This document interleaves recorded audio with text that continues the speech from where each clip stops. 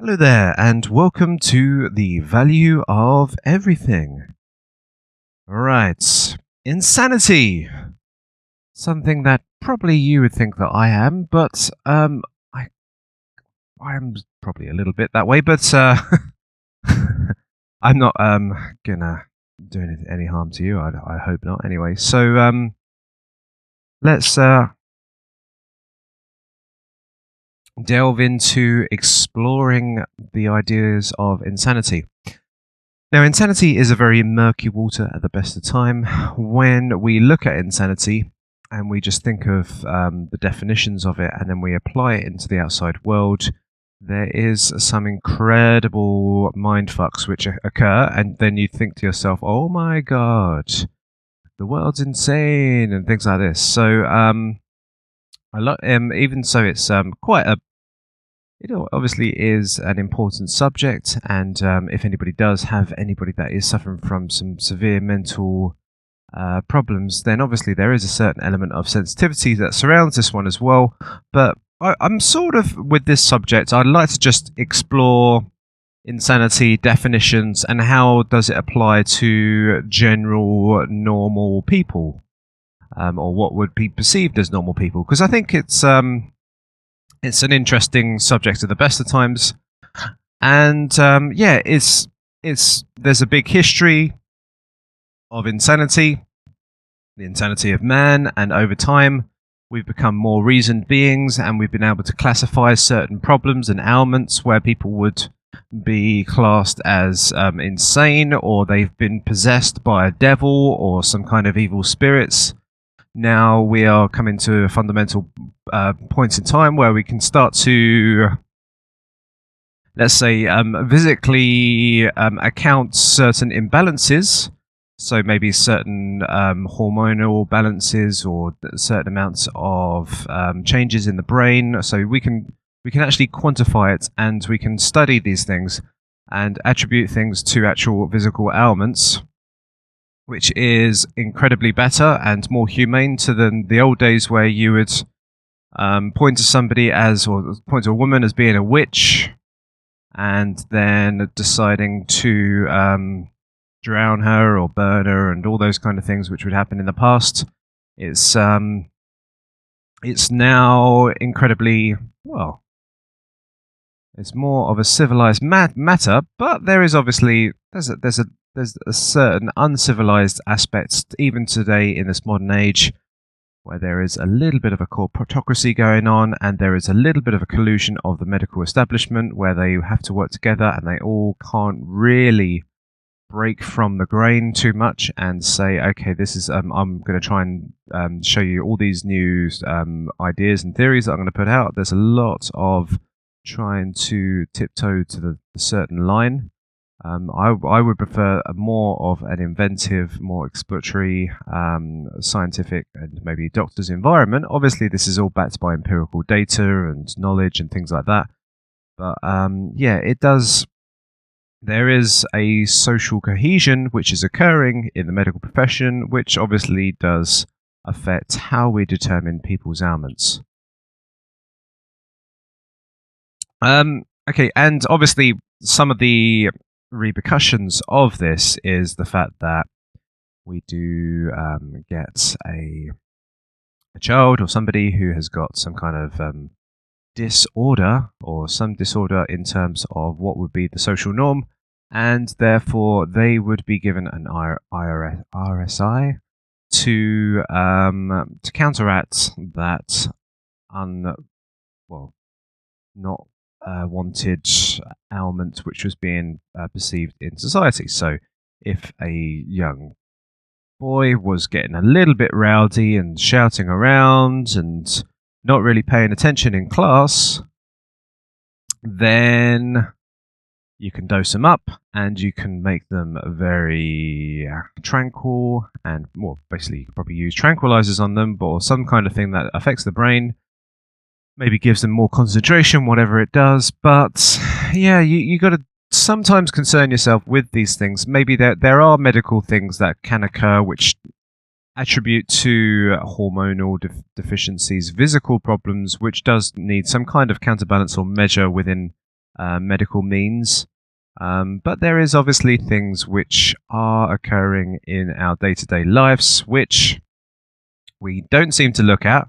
So if we get the parent that goes down with their son or daughter and say, oh, my son and daughter just cannot sit still, they can't concentrate, they're just running rowdy and stuff like that, I don't think many times the doctor would say, well, let me ask questions about how your parenting is and what do you do at home and how do you provide nutrition, how do you provide education, how do you provide calm, how do you put your child to sleep.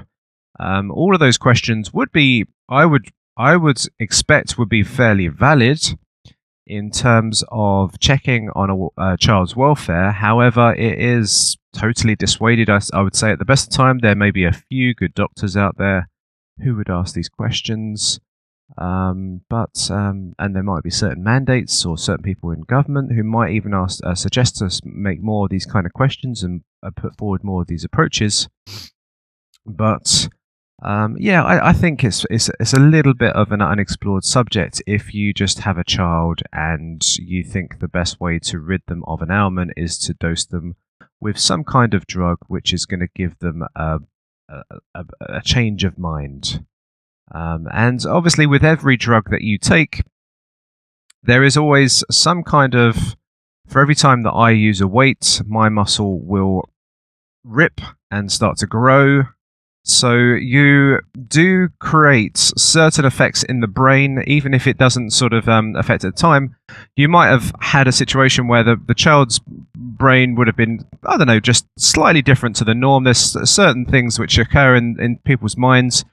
Some people like to be outside in the open and explore the open and run around and burn off energy.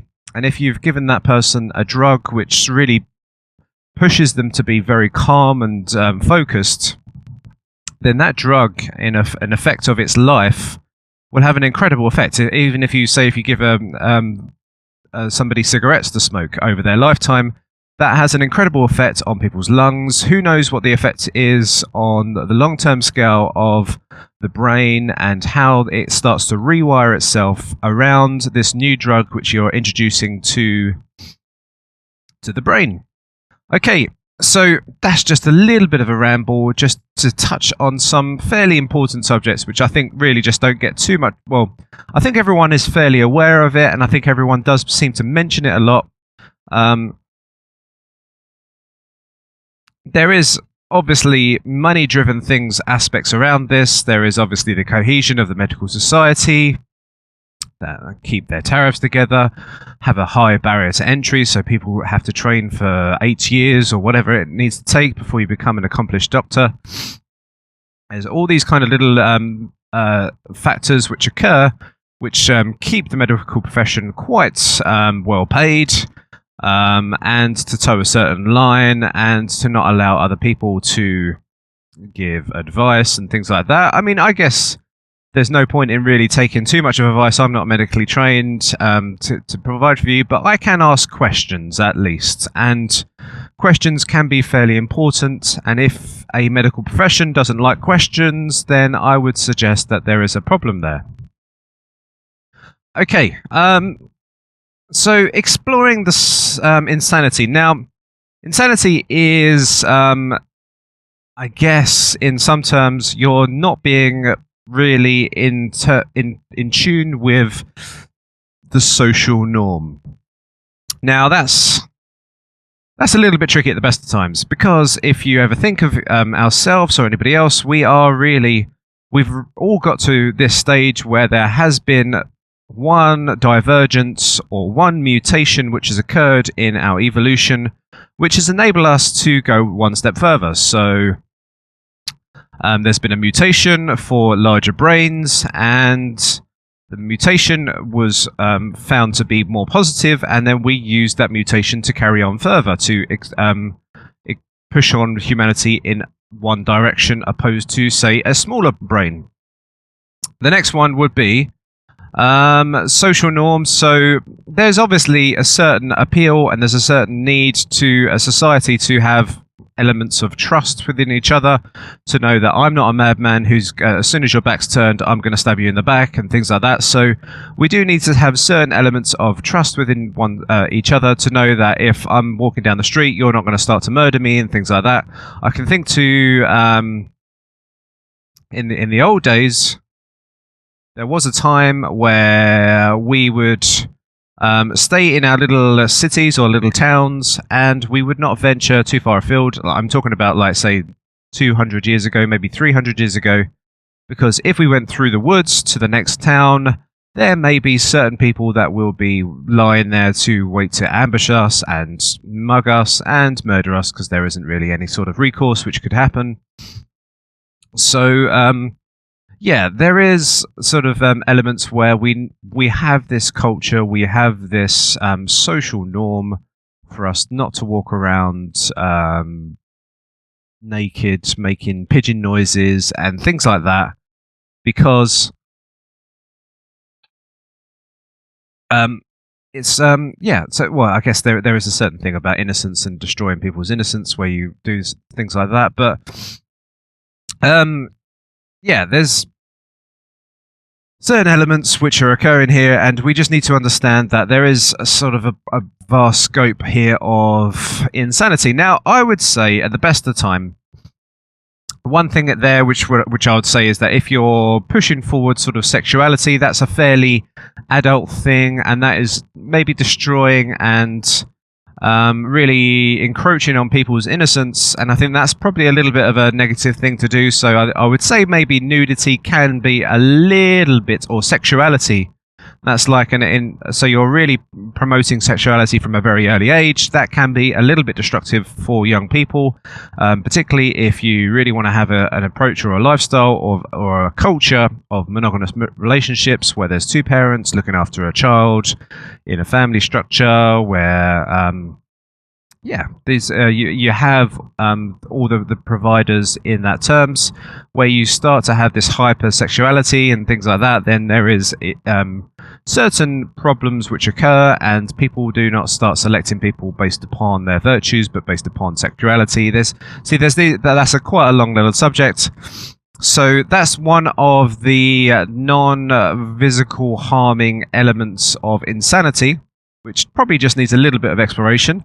And then there is the other one. Now, obviously, there's probably a lot of people that would argue that there's no wrongs in being nude and things like that. I just think there's maybe a little bit of an interconnection here with sexuality here and with nudity and things like that. So it's not really the best probably thing to have with kids around and stuff like that. There's probably not. It's not good for to have children around when a man is sexually aroused and things like that. I think there's just a certain element of innocence which needs to be preserved amongst children, which does improve culture over time. All right, so that's one little element of our of insanity which can occur. So basically, somebody walking nude down the street. Another one which would be to really encroach on people's property rights. Now, when I say property rights, I really encompass the person in property rights itself.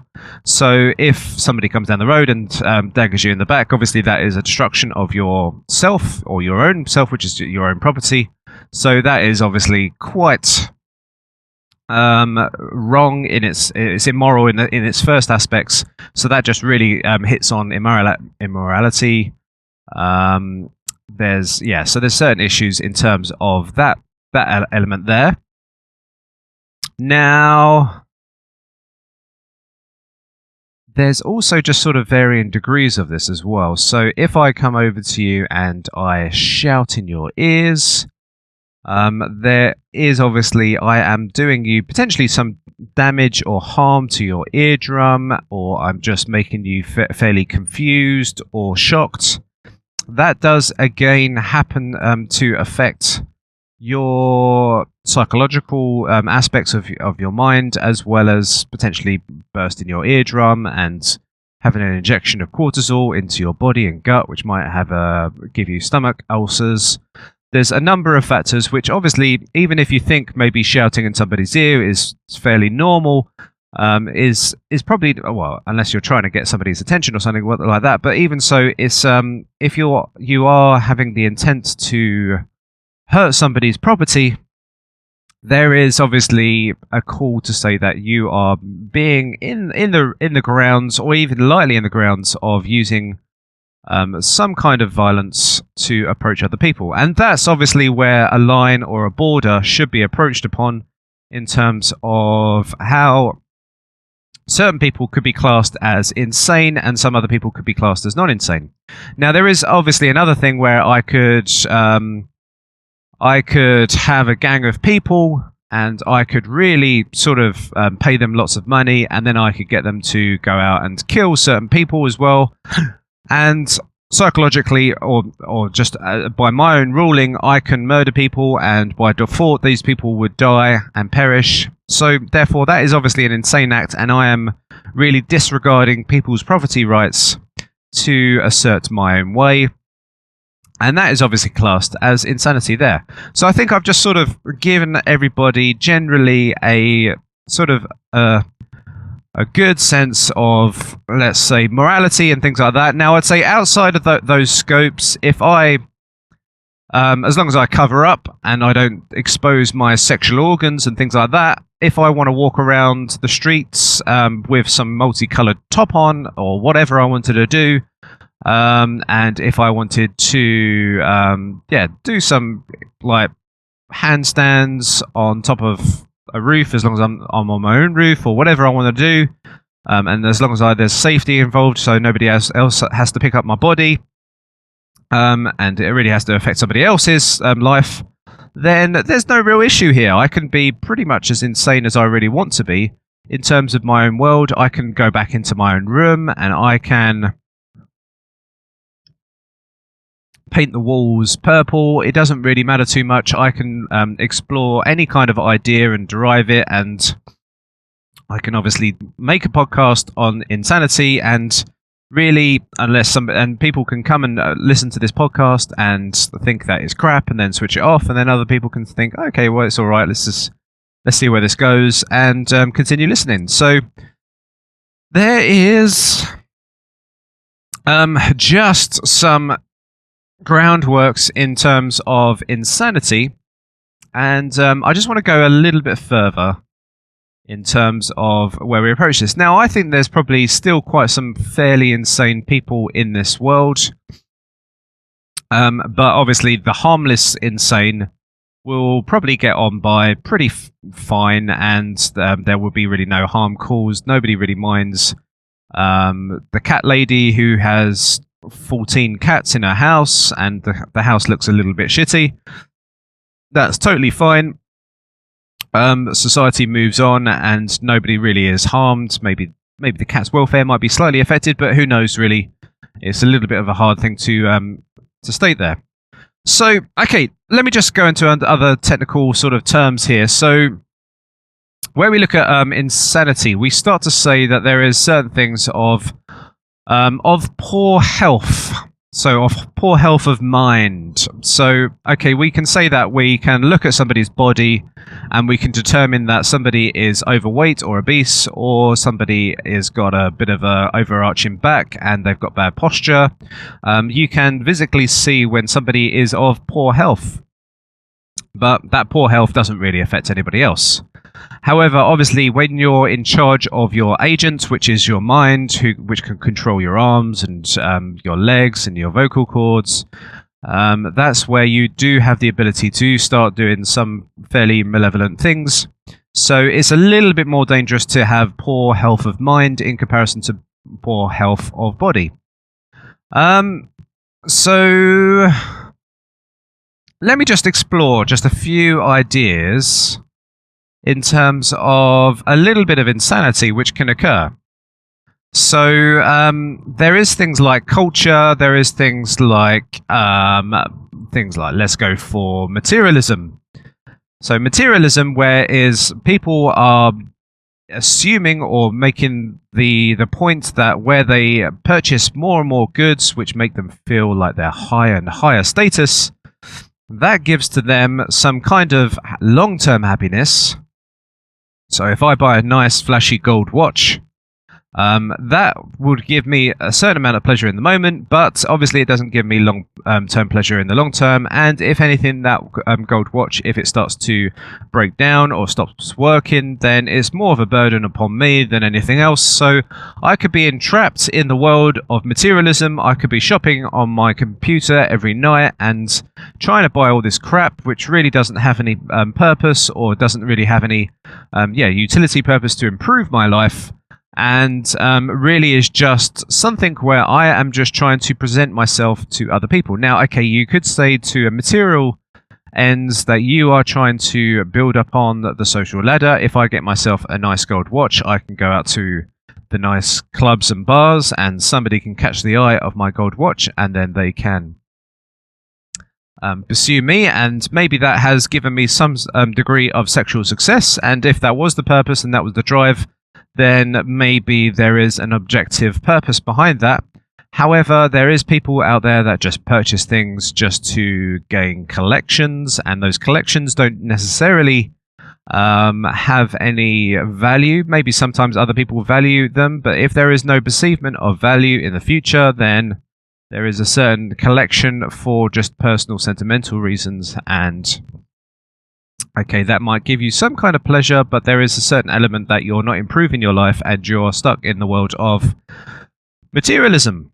You're not really focusing upon social bondings and things where you can interact or improve upon other people's lives and raise the living standards of all, but you're just encroaching on building upon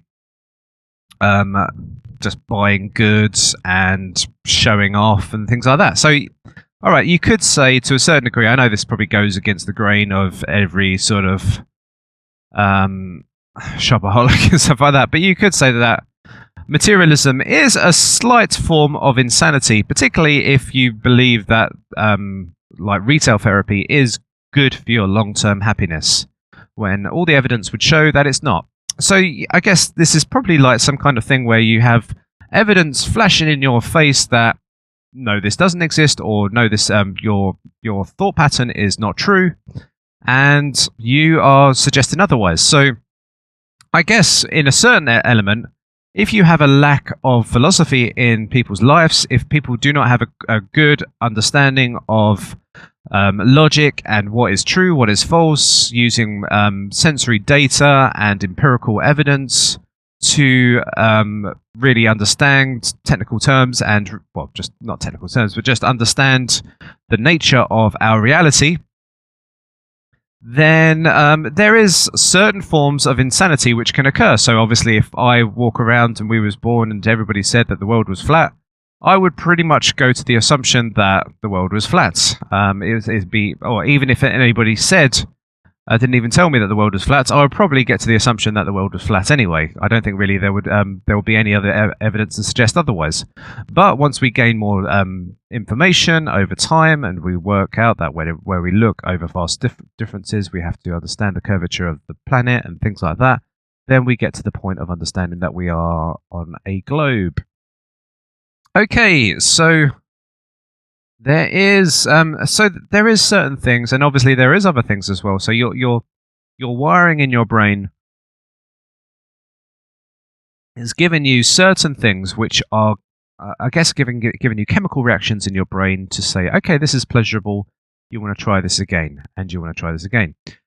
Now, I've mentioned it before in other people's in other podcasts that it's probably one of the best things to do is to have that curious element of your mind and your virtues to really try and pursue ideas and thoughts, and potentially have some kind of altruistic thought to improve living standards of other people and everyone else, and therefore generally the entire humanity can improve as a globe, and you'll get some kind of rewarding happiness, some long-term happiness, when you provide a certain element of this charity back in return, or just provide monetary something of value. You introduce a new product into the world which saves people a bit of time, and thus in return you have given people a bit more time to spend with their family and stuff like that. So there is some ingrained happiness which is returned.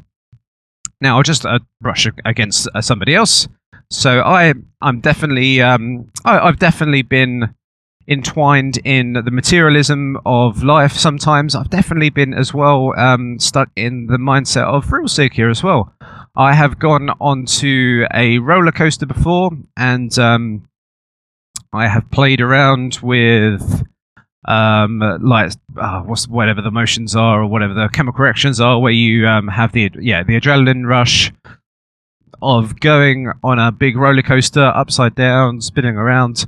It really achieves no end. I never really get to anywhere. Maybe I just get a different perspective of knowing what it's like to spin around and go on the highest roller coaster.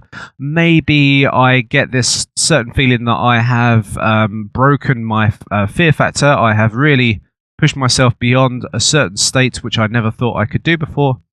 And I have got this reward, this dopamine effect from doing so. But I guess you could say I'm really not achieving much of a point to any of this stuff. I really could have been pursuing something more intellectual, something more giving to other people, which I never really knew that I could do for myself, which would have really improved other people's lives and myself, and given myself a bit more long-term happiness than from me to base jump from top of a skyscraper and got the thrill from that, and just thought, okay, yeah, I've base jumped from a skyscraper. I've got that sort of that medal that I can pin onto myself. It's not quite the same as long-term happiness, and you could sort of state that there is some kind. I know, obviously, we can say that there is chemical reactions which are occurring in the brain, which give us these reward signals for us to doing things. There is potentially some kind of virtue which is occurring here, where you're facing your fears and you're overcoming them. But in general, it's really achieving no end, and you could start to shine the torch of reason over that subject and start to say that there is some kind of, you could say maybe we are looking into a certain form of insanity. Okay, so let's just go back to a certain bit of insanity. So one type of insanity is that if everybody starts to do something insane, you can choose to do exactly the same based upon this insane act. So if everybody started to jump off the bridge, I might start to consider, well, there must be some good reason for this, and decide to do that myself. Now, obviously, I haven't reasoned with that, and I haven't used any of my conscientiousness or consciousness to understand why this has occurred or why this is happening. And I have really sort of blocked out my mind and just assumed that this is the correct methodology of how to approach this thing. Now, this is obviously a little bit of a dangerous matter at the best of times, and this gives us the prevalence of how we understand our society itself. So we start to think, okay, well, if we follow the herd, if we live in this world where there is certain elements of force which is applied to people, there is the forced redistribution of wealth, where property rights are exploited in place of other people, which I sort of classed beforehand, which would be immoral. We sort of state that in terms of the society that we live in and the governance that we live in, that is totally fine, and it is a requirement. So following the herd is kind of a dangerous thing, and we could sort of start to say that it is a form of insanity. Now, if we look back in times and in old times, we could say that the people would believe in the sun gods and things like that, and we could start, and there would be child sacrifice and things like that. And if we looked back at those times and shone the light at them, then we would say that you are encroached in a certain type of insanity, which is probably extremely destructive. So there's obviously fairly light insanity, where we start to put on, I don't know, beads around the neck, whatever. I don't know what kind of insanity you could have. Spending time just putting loads of beads on a necklace forevermore. But there is certain elements where you could start to go into like child sacrifice and ritualism and things like that, which can be fairly dangerous. People are just following the herd. I could be born into a tribe that does that kind of stuff, and if I never really had any conscious thought about what was happening or reasoning with things, obviously I would just be really sort of engulfed into that matter and thought, oh yeah, well, this is the way, this is the ritual. If we never killed this child to the sun god or to the harvest god, we would never get a good crop. So it is literally essential that we sacrifice this young child. So you can see obviously over time this stuff has occurred. There has been the following of the herd principle, and it can be extremely dangerous. And that's why, obviously, philosophy is a very important thing for people not to start to follow the herd and to use their own reason-based and logic. Not even, I would even suggest that you should just maybe listen to me, but listen to a load of other people that can provide you with reason, logic, and evidence, how to look and study your sensory data to derive the best information. Don't just take one person's source for that matter, but just focus upon a number of areas and then get your own thought patterns working and really think for yourself. That's obviously having your own conscientiousness and thinking for yourself, making your own decisions, which is incredibly important. Okay, so one form of insanity which I will encroach upon is to have somebody who believes in something that does not exist. Now, where can we go with that one? Okay, so obviously, this is probably one of the major ones in which a lot of people are sent into lunatic asylums where they think, okay, there is somebody talking to me, there's somebody who is in the back of my mind and he's telling me what to do, and he's instructed me to kill this person.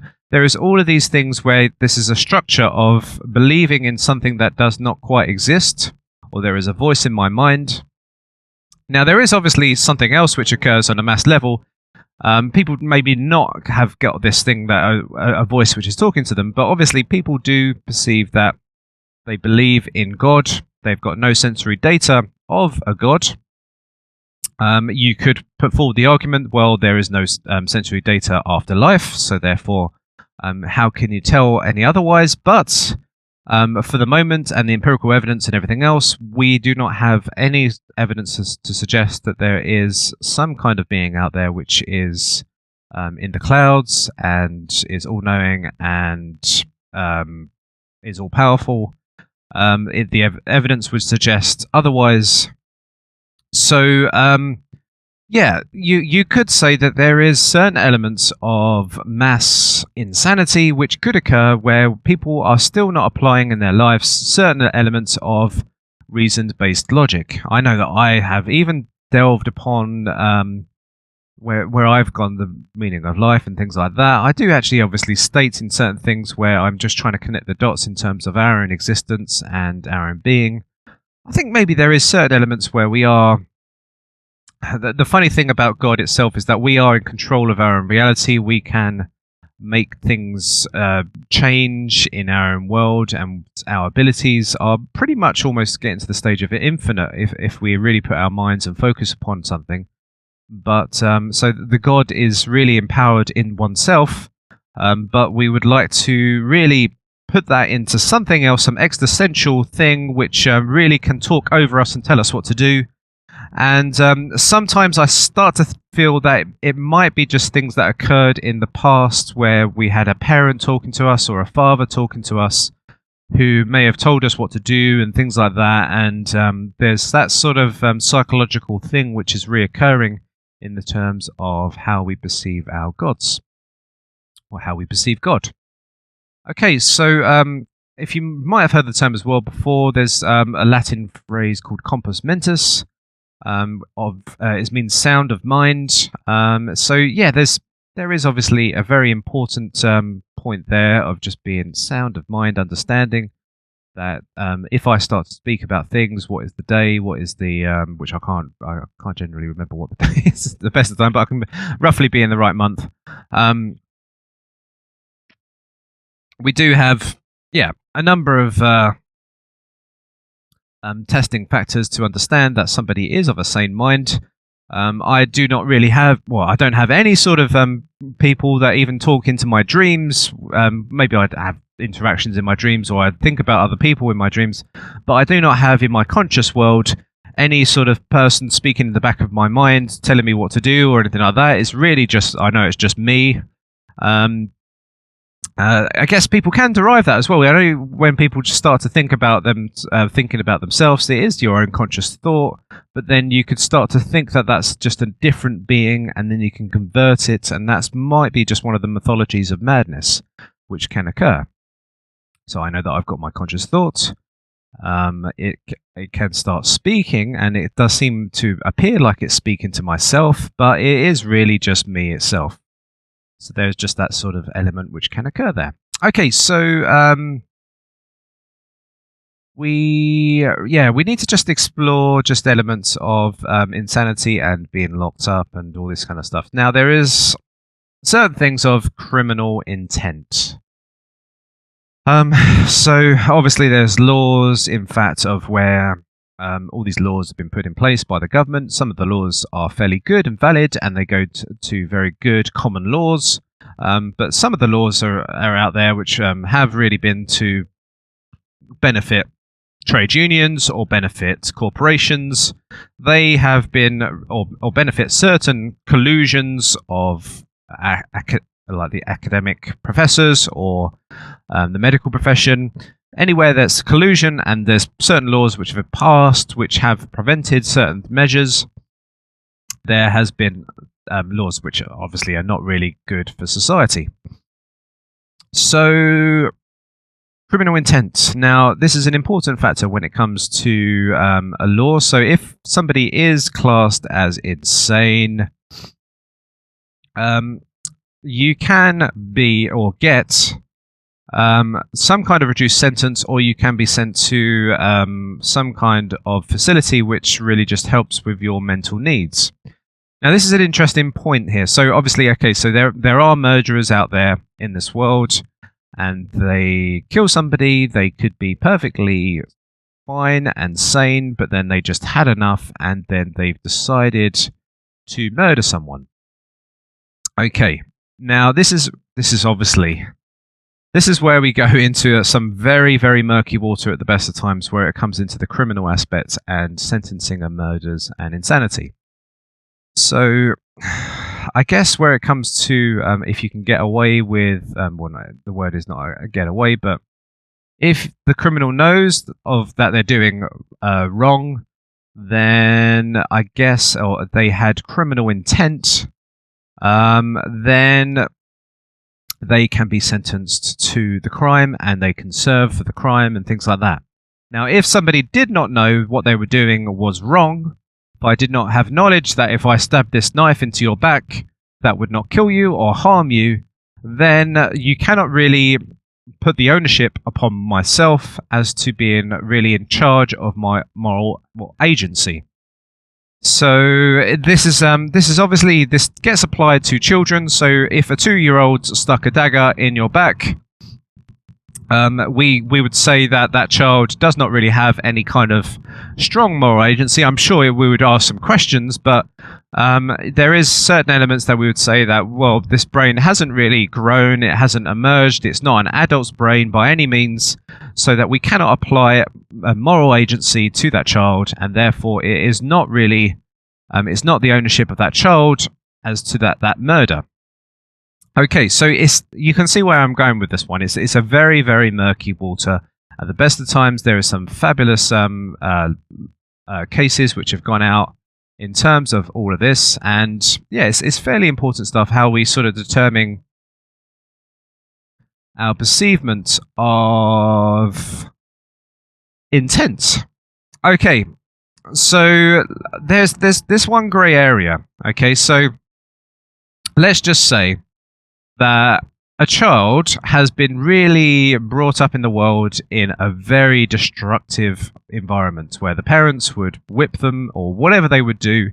It would be incredibly harmful for the child, and there was particularly physical attributes, the neuroplasticity of the brain would change over time, and the brain would not be capable to understand certain moral things which would occur. They would have a lowered down neofrontal cortex, which wouldn't really give them as much empathy as other people. So therefore, they would be more so in a, let's say, animalistic sort of living day-to-day sort of lifestyle, where they just don't really think in too much of a conscientious thought, and they just live in a very primeval state. And if somebody did some wrongdoing to them, they would think to get their own justice and return it by just murdering them, whatever they needed to do. Now, you could say that due to the upbringing of that child, and you could say really with a lot of criminals that are in this world, people that have been in prison institutions and stuff like that, they really all attribute to the same situation of having an incredibly destructive childhood, where that has attributed to their criminal insanity. Now, there obviously are just physical impairments to that occur in the brain, which give you a certain element where you're a little bit more criminally insane than other people. But this is also another factor of people's minds, that they have had incredibly destructive childhoods, and they have got to the state of an adult, a grown adult, and they really still are finding it fairly. There's nothing to prevent them from picking up a knife in a rage of passion and murdering their partner or anything like that. Now, you can see here I'm murking the water here in terms of a real sort of distinction here of moral agency, because I'm tracking back to myself so far back to a point in time where I'm stating that this person has had a physical punishment over time, where they've probably had, like a lot of criminal murderers and stuff like that have probably had some pretty harsh lives in the past, and single parenthood, probably been beaten, all these kind of things. And if maybe you studied that brain, or you saw the brain activity, if you gave them cards about people's being abused, or you watched a video of them being abused, then certain, like the light signals in their brain would work. Their wiring pattern would be totally different to somebody that had fairly strong empathetic thoughts and reasonings. Now, you could say that they have been formed in a very dangerous environment, and really there's not really much of a consequence upon themselves, that they're not really in charge of their own moral agency really now, and because their brain has been damaged over time, and the neuroplasticity has really stopped them from having a very strong empathetic neofrontal cortex.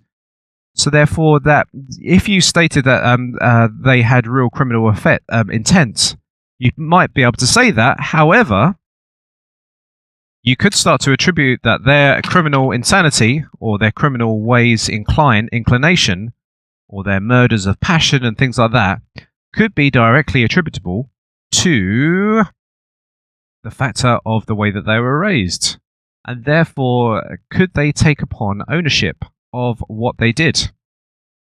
Very hard, murky water at the best of times. And it's fairly important just to notice and reason this thing. And if we start to approach this element and we look into this, it gets more and more murkier as time goes on, and there's different varying degrees of which people can be madder than others. So I guess where we could claim that there's certain people that could say that they're totally insane, and that they could say that there's somebody in their head that is telling them to do these things. And there's potentially people that have had just some ridiculously harsh upbringing, where they've been whipped, punched, beaten, and it's really had physical impairing effects on people's brains. Now, there is obviously things like neuroplasticity. There is genetics or something like that, where certain brains affect in certain environments to others or certain people. So sometimes there's the warrior gene, which makes people very more violently prone than other genes. So there's more ambiguity in terms of criminality and insanity as time goes on, and it really gets very tricky to start taking upon ownership upon these people that have done these type of things. Now, I guess really you could say, well, people in the past, some people have had a life, they've had a harsh life where they've been beaten, whipped and stuff like that, and they haven't really turned out to be that way inclined. And there's been other people in this life which have had that, and then obviously they've turned, and it's led them to a certain element of violence. All right. Okay, so it's a very tricky point. Let me just try and explore one more point in terms of insanity. So obviously one of the good elements of you getting out of a charge or getting a lightened sentence is to claim that you're insane anyway. And a lot of people obviously do that when they do these crimes of passions and things like that. They will say, well, I'm a little bit insane, or I'm insane, and really you cannot put a pin upon ownership upon me because my mental faculties are not really working too well, and therefore you really cannot attribute full ownership upon myself for this evil deed. And I've got somebody that's talking into my head right now, and you can really, I can tell that this is happening already. So it's really tricky, and obviously there's probably quite a few people that have tried to get out of their sentences by that means at the best of times. So obviously everybody is going to try and exploit as all the loopholes as best as their ability can. If they can get away with majority of things, there's a very few people that are fairly moral and work by their principles in life. So yeah, we do have issues on this point, and how we take responsibility and ownership upon oneself. Now, I guess the main point here is that obviously we know that stealing is bad. I guess there is certain things where we know these things are bad. Once I know and I'm aware of something being wrong, no matter how hard or bad my upbringing has been, then obviously once I know that this thing is incredibly bad, and once I start to do that thing which I know is incredibly bad, and I get this gut feeling that there's something like what I'm doing is wrong, obviously there is a certain element of ownership which is really occurring upon myself. And I think that's really where law is kicking in at that point, is you understanding that you are doing wrong. Okay, so I'm just going to approach this one thing about ownership a little bit further, because I think this potentially is a fairly good idea in terms of connecting just certain things in society and how things are structured. Now, if we lived in a society where I've gone into a bit of detail of this, it's going to be a bit tricky if you're new to this one, but if we live into a society where we are connected by, say, like a ownership system, say an ownership system where it rates and reviews us as to our ability to respect other people's property rights and our ability to trade with one another, so there was a system in place which does present all of these areas, then if I do anything which is more so insane, maybe just something lightly insane in comparison to not very insane, so like if I just don't deliver the goods and I just ignore what you're trying to say, or like, because it would be more saner for me to deliver the trade goods to you rather than to ignore you entirely. There is certain elements which are attributed to back things. So if there is a ledger which is really accounting to our own sanity, then we would have more of a cohesive society which really is pushing us forward to be respectful of property rights, be respectful of children, be respectful of how things are interconnected, be respectful of environments, be respectful for a number of things, and be totally aware of how we conduct ourselves in society. Now, where you do have charlatans that are going this world and they pretend that they're insane and so they can get away with it, this really doesn't enable them in this kind of society where people are really the biggest motivation is to be as sane as possible. And well, where we say sane, I just mean just to respect property rights and to respect ownership of one another. Where we start to really it's interesting in the fact that if obviously in a society where this ledger was created and somebody did do something that was fairly destructive and destroyed another person's body or destroyed something else of their property, then obviously there is a direct correlation to insanity or just destructiveness. And this gives us the instant connection of obviously somebody is doing wrongdoing and there is something dangerous as to what they're doing. So we're really sort of separating the two of insanity. So there's just the crazy professor who's just doing some kind of crazy inventions and not really harming anybody. But then there's the person who has got criminal intent and is criminally harmful, which is going around society and being destructive to people's ownership and property rights. So once that is determined, obviously, really, the more so that somebody does that anyway, they're really not logically looking at the society that they're living in. And as you do more so those things, you destruct other people's property rights and you are being more criminally active. There is definitely attributable things which are occurring in your mind or the way that you've been raised, which is affecting your way or your thought pattern in life. If you think in terms of criminals, obviously there's a lot of things in this world in terms of like the war on drugs and things like that, which it doesn't really destroy property rights. There may be certain elements of negligence if you give somebody bad drugs which can harm them, but beyond that, there isn't really anything destructive there. So really a medicine of more of a sane world where people just purely respect property rights could be the antidote to a lot of insanity in the world. And obviously, if you do have just people that have got mental ailments which really stop them and prevent them from increasing their neurofrontal cortex and to understand and be empathetic to other people's needs and obviously respect other people's property rights, then then those people would be obviously seen to as probably requiring some kind of medical attention or some kind of help or some kind of assistance or some kind of charity, rather than being demonized as some hardened criminal that wants to destroy and destruct the world.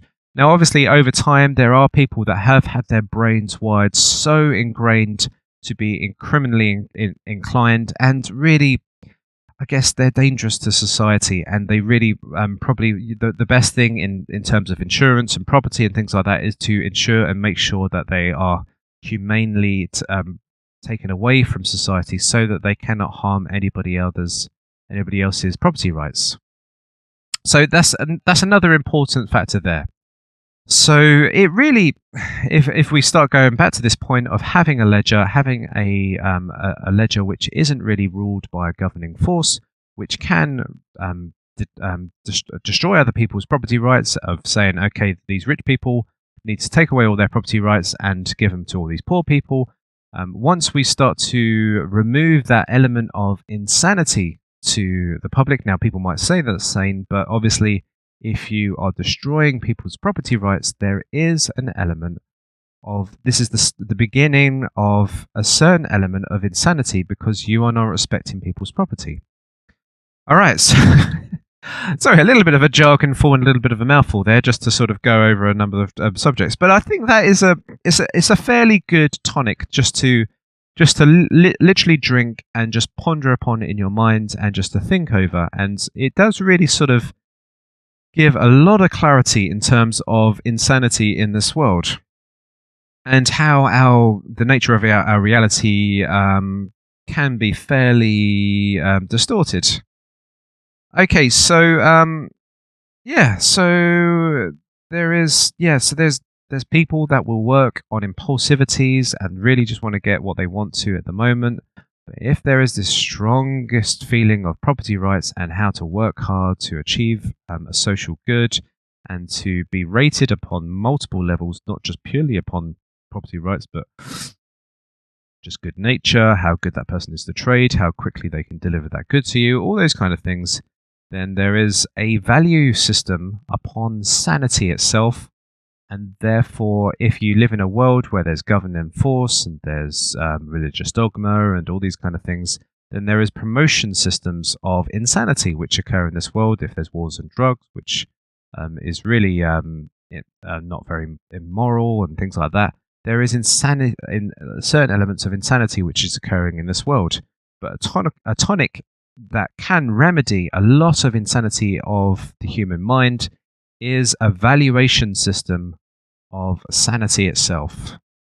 So sanity of the family, sanity of the community, sanity of a number of things which can really promote, rather than demonize insanity, but just really promote sanity, which is prevention rather than cure, which is the better way in which people can strive forwards.